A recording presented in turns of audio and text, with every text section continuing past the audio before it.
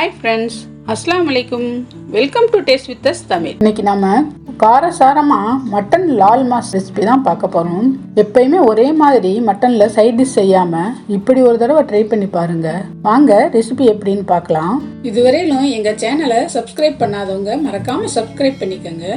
இதுக்கு முதல்ல 8 காஞ்ச மிளகாய் எடுத்து சுடுதண்ணியில் ஊற வச்சு நல்லா பேஸ்ட்டாக அரைச்சி வச்சுக்கணும். ஒரு பேனில் 2 டேபிள் ஸ்பூன் எண்ணெய் சேர்த்து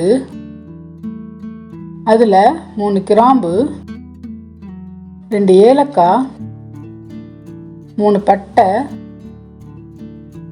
ஒரு பிரிஞ்சி இலை, நறுக்கின ஒரு பெரிய வெங்காயம் எல்லாம் சேர்த்து 2 நிமிஷம் நல்லா வதக்கி விடும். வெங்காயம் பொன்னிறம் ஆனதும் 1 டீஸ்பூன் இஞ்சி பூண்டு விழுது, ஒரு நறுக்கின தக்காளி சேர்த்து நல்லா 2 நிமிஷம் வதக்கி விடணும். 1/4 கிலோ மட்டன் துண்டுகளை சேர்த்து மட்டன் நல்ல நிறம் மாறி வர வர வதக்கி விடணும்.